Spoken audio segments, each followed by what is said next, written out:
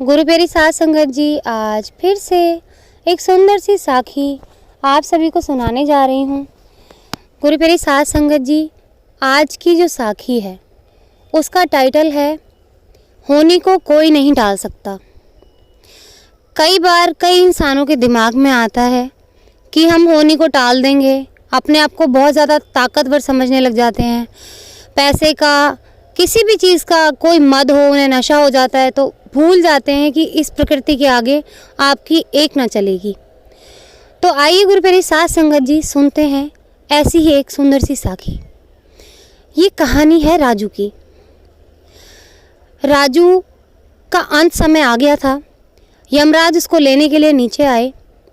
राजू अपने ऐशो आराम में इतना व्यस्त था कि वो सब कुछ भूल चुका था और उसे कभी लगता ही नहीं था कि उसको मौत छू भी पाएगी। अब जैसे ही यमराज उसको नीचे लेने के लिए आए तो यमराज से कहने लगा कि यमराज जी, मुझे लेकर ना जाएं, अभी मेरी उम्र क्या है और अभी तो मैंने पैसा जोड़ा है, कम से कम उसका आनंद तो मुझे अच्छे से चखने लेने दो। तो यमराज कहते हैं कि आपका समय आ चुका है, मैं इसमें कुछ भी नहीं कर सकता, जिसका समय आ जाता है उसको लेकर जाना ही पड़ता है। तो गुरु प्यारी साध संगत जी, राजू के बार बार मिन्नतें करने पे भी यमराज ना माने, उसकी एक ना सुनी और राजू को कहा कि तुम्हें मेरे साथ चलना ही पड़ेगा। अगर तुम प्यार से नहीं जाओगे तो मेरे पास और भी तरीके हैं। तो गुरु प्यारी साध संगत जी, राजू ठहरा चालाक। उसने अपनी छोटी अक्ल की कोशिश तो की उसको लगाने की, तेज़ दौड़ाने की। उसने यमराज से कहा कि ठीक है यमराज, आप मेरा एक छोटा सा काम तो कर सकते हैं, मैं आपके साथ चलूँगा, लेकिन आप एक काम करो, आप आए हो पहली बार मुझसे मिलने के लिए तो कम से कम मैं आपका अतिथि सत्कार अच्छे से कर दूँ। यमराज का सत्कार शायद ही कोई करता है। तो यमराज भी खुश हो गए कि मेरे को तो कोई भी बुला के राज़ी नहीं है और दूसरा मेरा सत्कार भी करने को कोई राज़ी नहीं है। ये पहला ऐसा इंसान है जो मेरे आने पर मेरा सत्कार कर रहा है। यमराज भी खुश हो गए। यमराज ने कहा ठीक है, जो तुम करना चाहते हो कर लो, लेकिन तुम्हें मेरे साथ चलना ही पड़ेगा। राजू खुश हो गया। राजू ने कहा कि कोई ना, अब तो यमराज ने मेरी बात मान ही ली है, अब मैं वही करूँगा जो मैं चाहता हूँ। तो गुरु प्यारी साध संगत जी, राजू यमराज का सत्कार करता है और उस खाने में नशे की दवाई मिला देता है। अब गुरु प्यारी साध संगत जी, यमराज बड़े खुश होते हैं, बड़ा ही लाजवाब पकवान खाते हैं और खुश हो जाते हैं।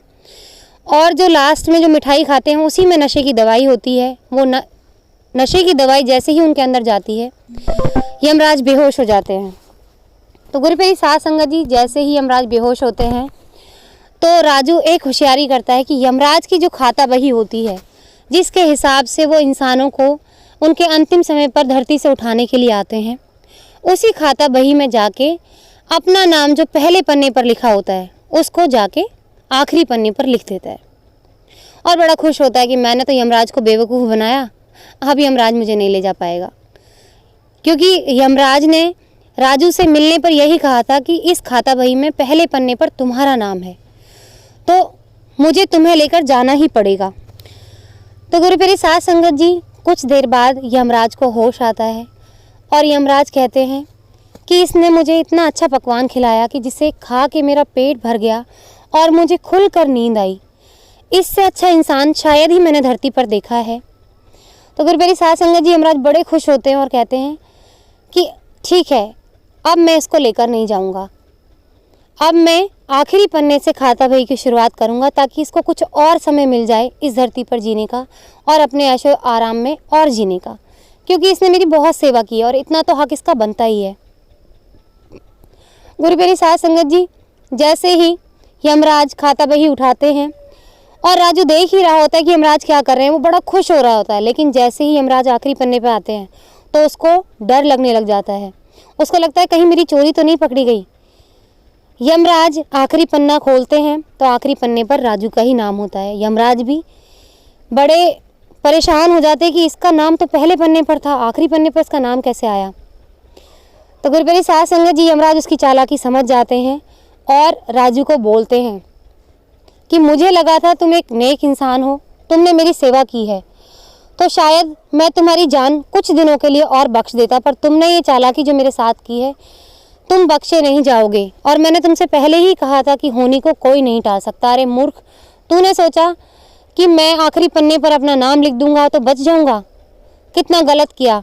अगर तू विधि के विधान के साथ छेड़छाड़ नहीं करता और प्रकृति के नियमों के साथ कोई खेल नहीं करता तो शायद तू आज बच भी सकता था। लेकिन तूने क्या किया, तूने पहले पन्ने से अपना नाम हटा के पीछे वाले पन्ने पे लिख दिया। तेरी मौत वहाँ से ना आके यहाँ आ गई। तो गुरुप्यारी साध संगत जी, ऐसा ही होता है हमारे जीवन में भी।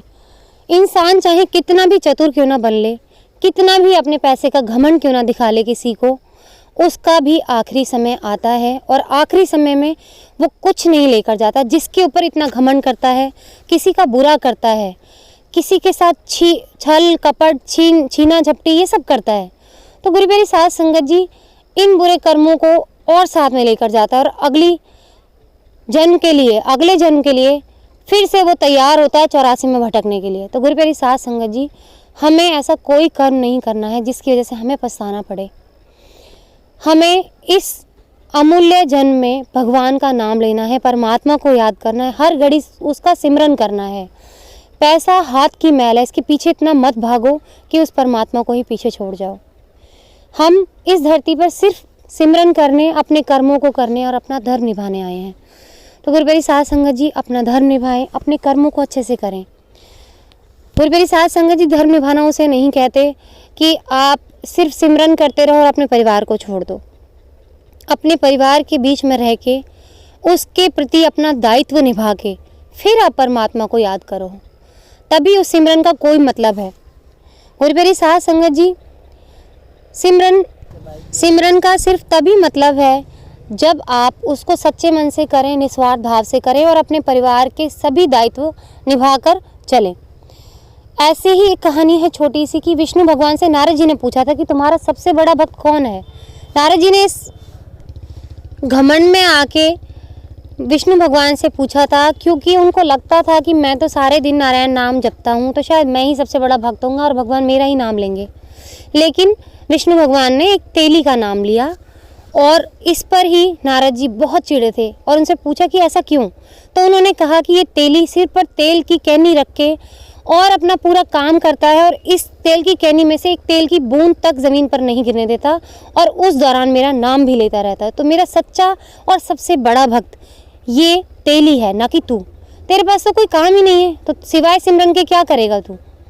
तो गुरुप्यारी साध संगत जी, हम गृहस्थी के बीच में रहकर उनके प्रति अपना दायित्व निभाकर ही हम सच्ची भक्ति कर सकते हैं, सिमरन कर सकते हैं। तो गुरुप्यारी साध संगत जी, सच्ची सेवा करते रहें, सिमरन करते रहें। फिर मिलती हूँ आपसे अपनी अगली वीडियो में नई साखी और नए शब्द के साथ। तब तक के लिए सच्ची सेवा करते रहें, सिमरन करते रहें निस्वार्थ भाव से।